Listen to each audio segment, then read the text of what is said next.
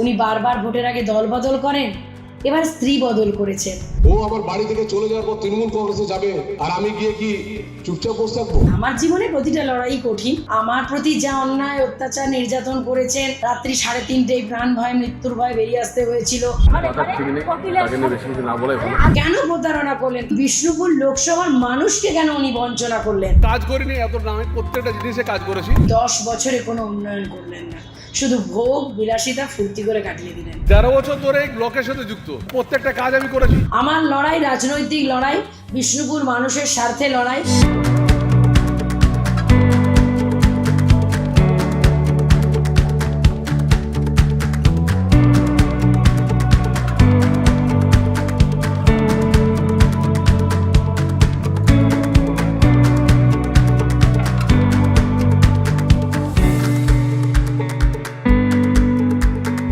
কে বললো কঠিন লড়াই? হ্যাঁ, আমার জীবনে প্রতিটা লড়াই কঠিন। কারণ আমি মনে করি যে আমার জীবন ঘাত প্রতিঘাত সংঘাতে ভরা, সেটা আলাদা কথা। কিন্তু সেই কঠিন লড়াই আমি বারবার লড়াইকে চ্যালেঞ্জ করেছি এবং বহু লড়াইয়ে জিতেছি। কিছু লড়াইয়ে হয়তো অফিসিয়ালি হয়তো জিততে পারিনি, কিন্তু মানুষের মন জয় করেছি। আর বিজেপির গড়টর এগুলো আপনাদের বানানো কথা মিডিয়া। বিজেপির গড় কিছু নেই, সারা বাংলায় বাংলার মানুষের মনে তৃণমূলের গড়, মমতাদির গড়, অভিষেকের গড়। আগের বার যাকে বিশ্বাস করে মানুষের কাছে ভোট চাইতে গিয়েছিলাম, বুঝতে পারিনি যে তিনি বিগত 10 বছর মানুষকে, শুধু বিষ্ণুপুর লোকসভার মানুষকে শুধু ঠকিয়েছেন, বঞ্চনা করেছেন, প্রতারণা করেছেন। দেখুন, আমার প্রতি যা অন্যায় অত্যাচার নির্যাতন করেছেন, রাত্রি 3:30 প্রাণ ভয় মৃত্যুর ভয় বেরিয়ে আসতে হয়েছিল। আমার উপর উনি যা নির্যাতন করেছেন সেটার কথা তো বাদই দিলাম, সেটা নিয়ে যতই বলবো আপনাদের চোখে জলই পড়বে। কিন্তু আমি বিষ্ণুপুর লোকসভার মানুষকে কেন উনি বঞ্চনা করলেন, কেন প্রতারণা করলেন, কেন কোনো কাজ করলেন না? লাস্ট 5 বছর তো কেন্দ্রীয় সরকারের সাংসদ ছিলেন, তবু কেন একটা কেন্দ্রীয় স্কুল করলেন না, কেন একটা কেন্দ্রীয় হাসপাতাল করলেন না, কেন কোনো উন্নয়ন করলেন না?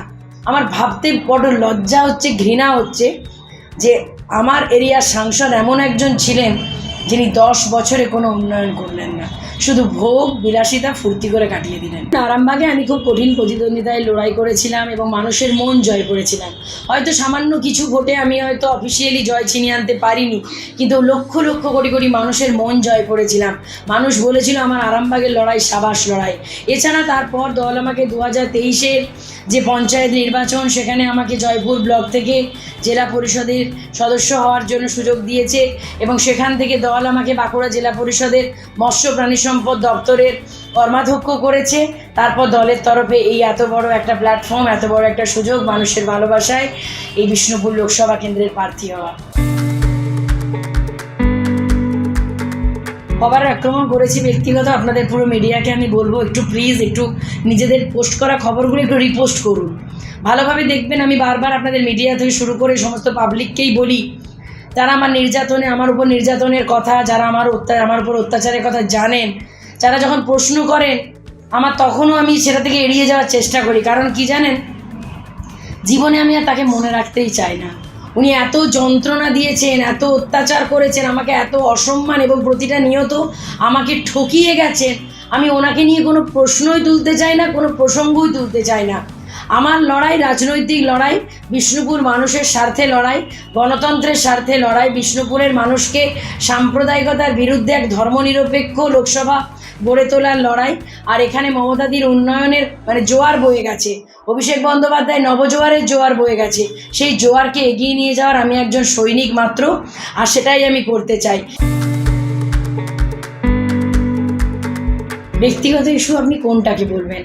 ওনার হয়ে আমার পায়ে রক্তাক্ত, পা দিয়ে রক্ত বেরোচ্ছে, মুখ চোখ ঝলসে যাচ্ছে।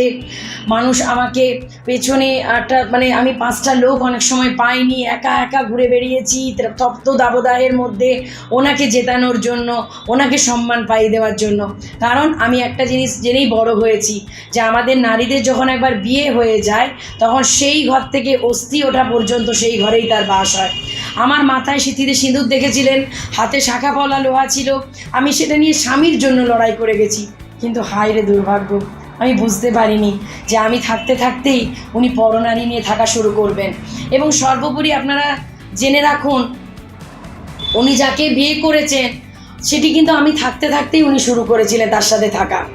উনি আমাকে বলে যেতেন উনি পার্টির কাজে যাচ্ছেন, কিন্তু জানেন শিলিগুড়িতে যে উনি এই মহিলার সাথে অবৈধ সম্পর্কে জড়িয়ে পড়েছিলেন, আমাকে ওখান থেকে প্রচুর মানুষ বলতো, অনেক প্রমাণ তথ্য আমার কাছেও এসে পৌঁছেছে, কিন্তু আমি বিশ্বাস করতে পারিনি। ওই যে বললাম না, শাখা সিঁদুরের দিব্যি, আমি বিশ্বাস করেছি একটাই, যে আমরা স্বামীর জন্য জীবন দিতে পারি সব সময়। তাই আমি মৃত্যু নিশ্চিত জেনেও তাকে বাঁচানোর লক্ষ্যে, স্বামীকে বাঁচানোর লক্ষ্যে লড়ে গেছি। কিন্তু আমি বুঝতে পারিনি যে আমি যার জন্য জীবনকে উৎসর্গ করেছি মরণের কাছে, তিনি আমাকে ঠকিয়ে দিনের পর দিন শিলিগুড়িতে যেয়ে এই মহিলার সাথে, যাকে উনি স্ত্রী বলে এখন বলছেন এবং যার সাথে উনি ঘুরে বেড়াচ্ছেন, তাকে নিয়ে উনি ফুর্তিতে মেতে উঠেছিলেন।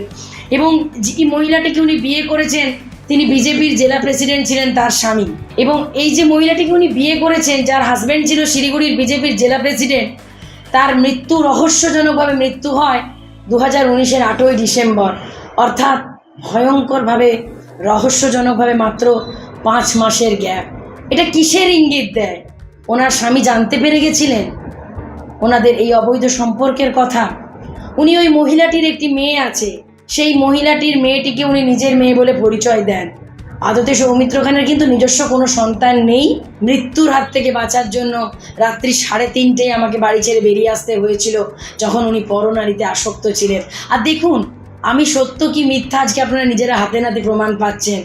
উনি কিন্তু শিলিগুড়ির ওই যে বিজেপির জেলা প্রেসিডেন্ট, যার স্ত্রীকে উনি এখন স্ত্রী বলে উনি আমি থাকতে থাকতেই সঙ্গ শুরু করেছিলেন এবং বিয়ে করেছেন।